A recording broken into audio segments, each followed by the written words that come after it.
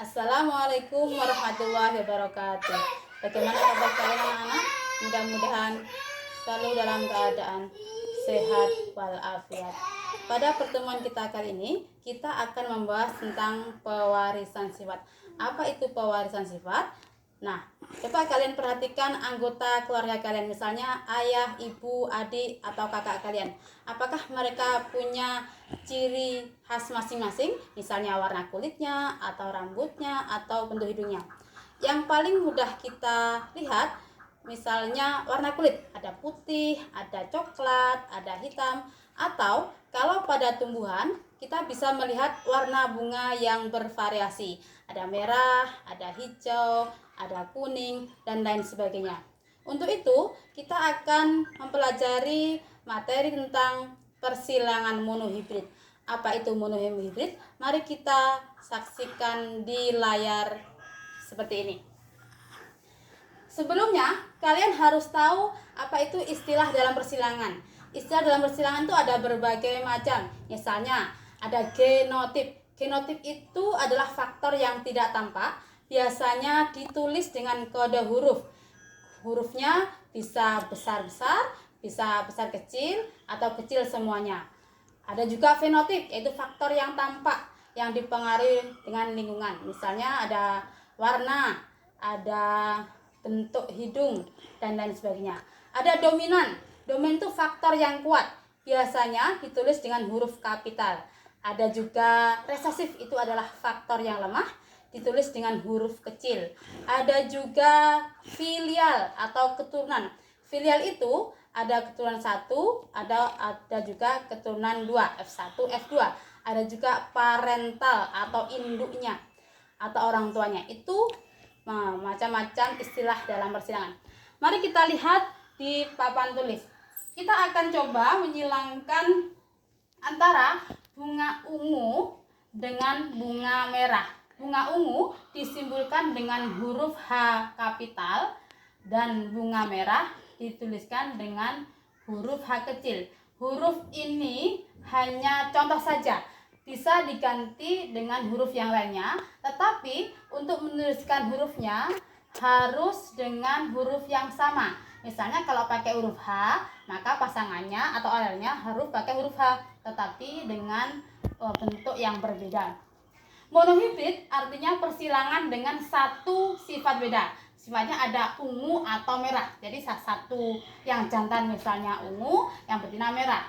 Ungu ditulis dengan huruf kapital, artinya dominan, dan yang merah ditulis dengan huruf H kecil, artinya resesif. Ada juga istilah homozigot, pasangan gen yang sama, ada misalnya H besar atau H kecil, atau bisa dengan huruf yang lainnya. Ada juga istilah heterozigot. Hetero berarti berbeda alelnya, ada H besar, ada H kecil. H besar itu dominan dan H kecil itu resesif. Berikutnya ada istilah filial, anak atau keturunan. Ada F1 dan F2. F1 itu filial pertama, F2 itu keturunan kedua. Di sini ada P. P itu artinya parental atau induknya. Induknya jantan disimbolkan dengan bentuk seperti ini, ungu, dan betinanya adalah merah. Ungu disimbolkan dengan huruf H besar dan yang merah H kecil. Gamet atau sel kelamin, gametnya untuk ungu adalah H kapital dan yang merah adalah H kecil. Kemudian disilangkan.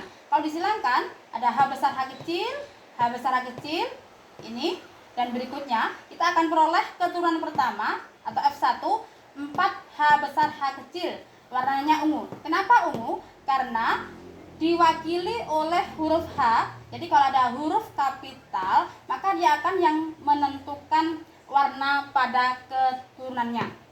Berikutnya, karena yang ditanyakan adalah F2 atau keturunan kedua, maka diperoleh parental induknya adalah H besar H kecil.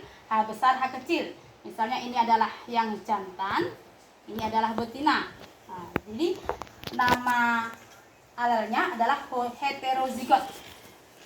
Mari kita tentukan gamet keduanya. Gametnya adalah H besar H kecil untuk yang jantan, yang ungu tadi, dan yang kedua yang betina adalah H besar H kecil. S2-nya maka kita peroleh H besar 1, H besar H kecilnya ada 2, H kecilnya 1. Rasio genotipnya adalah 1:2:1. Karena yang ditanya tadi adalah fenotip keduanya atau faktor yang tampak pada keturunan kedua, maka diperoleh ungu dan merah. Perhatikan, di sini ada F2-nya ada H besar H besar, maka warnanya ungu.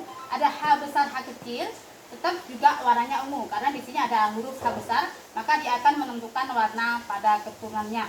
Maka diperoleh fenotipnya adalah 3:1, 3-nya ungu, 1-nya merah. Begitu anak-anak, nanti sama juga bisa belajar di LKS-nya tentang pewartaan sifat. Jika masih belum paham, bisa pertemuan berikutnya kita pelajari lagi. Wassalamualaikum warahmatullahi wabarakatuh.